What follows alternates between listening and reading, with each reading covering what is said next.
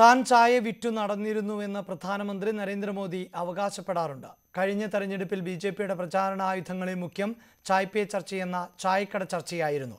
Note പ്രതിസന്ധിയിൽ ചായക്കടകളിലെ വർത്തമാനമെന്ത്?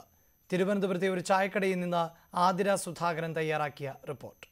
ഈ note പ്രതിസന്ധിയുടെ ചർച്ച ചൂടുപിടിച്ചു നിൽക്കുമ്പോൾ ഈ ചായക്കടയിലെ വിശേഷങ്ങൾ നമുക്കും ചോദിക്കാം. ചേട്ടാ, ഒരു ചായ.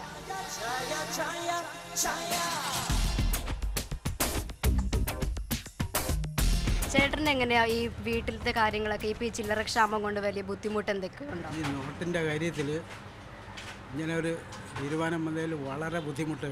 ഇതുപോലെ ഒരു ഘട്ടം നമ്മൾ കണ്ടിട്ടേ ഇല്ല. ആഹാരം കഴിക്കാൻ നിവൃത്തിയില്ലാത്ത ഒരു സ്ഥിതിയിലാണ്. എങ്ങനെയെങ്കിലും ചായ കുടിച്ചേ പോയി. എല്ലാം സ്തംഭിച്ചിരിക്കുക.